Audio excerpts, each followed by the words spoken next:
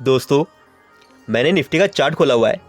अब हम इसमें ये बात कर लेते हैं, हमने इन एरियाज के अंदर क्या बात करी थी, मंडे को मार्केट के अंदर कैसे कारोबार हुआ और अब आगे क्या होने की संभावना है। तो चलिए बिना देरी के वीडियो को शुरू करते हैं। दोस्तों, हमने निफ्टी के अंदर बात करी थी, अगर निफ्टी मंडे को गैप डाउन ओपन होती है या फिर 16,600 के नीचे चलना शुरू करती है तो हमारा पहला टारगेट होगा 16,472 रुपये का, दूसरा टारगेट होगा 16,414 का और तीसरा टारगेट होगा 16,291 का या 300 के लेवल के पास का। और वीडियो में आपको बहुत क्लियर बताया गया था, अगर हम 16,300 के लेवलों के पास में पहुंचते हैं तो यहाँ से एक बाउंस आ सकता है। मंडे को निफ्टी 16,481 के प्राइस में ओपन हुई और मात्र 15 मिनट के अंदर निफ्टी ने लो लगाया 16,410 रुपये का। दोस्तों, पहले तो निफ्टी के अंदर एक बहुत बड़ी गैप डाउन ओपनिंग हुई और दूसरा हमने बात करी थी 16,300 के लेवलों के पास से एक बाउंस आ सकता है, तो हमको यहाँ पर बाइंग की अपॉर्चुनिटी ढूंढनी है। तो निफ्टी ने मंडे को लो लगाया 16,356 रुपये का और यहाँ पर एनगल्फिंग कैंडल बनी हुई है और इस ग्रीन कैंडल ने यहाँ पर कंफर्म किया कि यहाँ पर रिवर्सल आ सकता है। लेकिन दोस्तों, अभी भी यहाँ पर एक प्रॉब्लम है, क्योंकि डेली कैंडल अभी भी रेड के अंदर है, यानी कि बियर अभी भी जिंदा है। लेकिन दोस्तों, जब मार्केट ने अपनी ओपनिंग प्राइस से ऊपर की तरफ चलना शुरू करा तो ये कंफर्म हो गया कि मार्केट अब बाउंस के लिए रेडी है।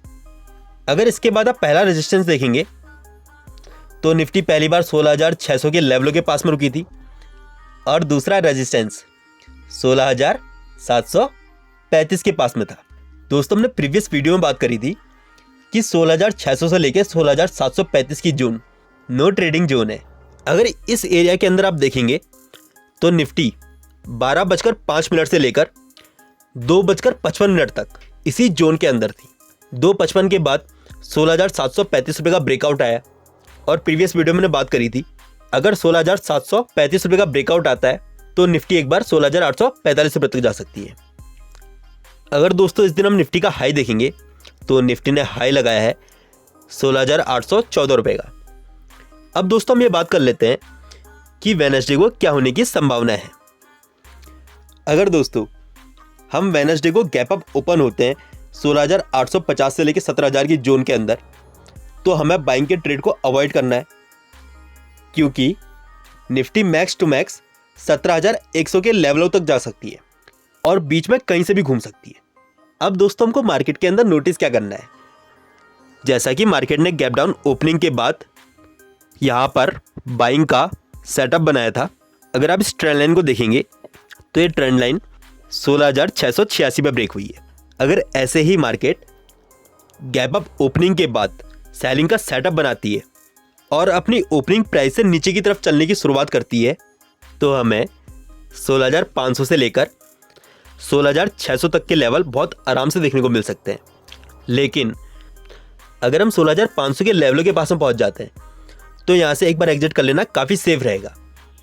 हम 16,500 से भी नीचे को जा सकते हैं, लेकिन वो ट्रैपिंग एरिया है जहाँ पर मार्केट शॉर्ट सेलर को ट्रैप कर सकती है। दोस्तों, निफ्टी का ब्रॉडर व्यू मैंने प्रीवियस वीडियो में शेयर किया है। अगर अभी तक आपने वीडियो नहीं देखी है, उसका लिंक मैं आई बटन और डिस्क्रिप्शन दोनों में दे दूंगा, आप जाके वीडियो को देख सकते हैं। अब दोस्तों हम निफ्टी के एक बार support and resistance level discuss कर लेते हैं।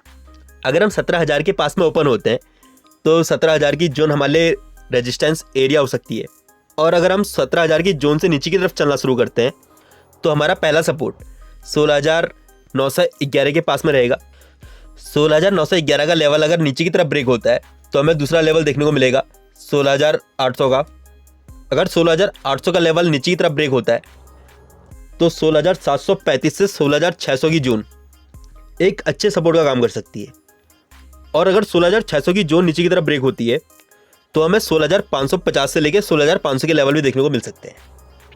दोस्तों, आपको एक बात का ध्यान रखना है, निफ्टी तो नीचे आ सकती है, रुक सकती है, लेकिन हो सकता है इस बीच में स्टॉक्स अपने ऊपर की तरफ की चाल को कंटिन्यू कर दे। ऐसा ही दोस्तों स्टील स्टॉक्स के अंदर होता हुआ दिखाई दे रहा है। स्टील स्टॉक्स के ऊपर मैंने पहले भी वीडियो बनाई हुई है, उसका लिंक मैं आई बटन और डिस्क्रिप्शन दोनों में दे दूंगा। 2022 का साल स्टील स्टॉक्स के लिए बहुत बड़ा हो सकता है।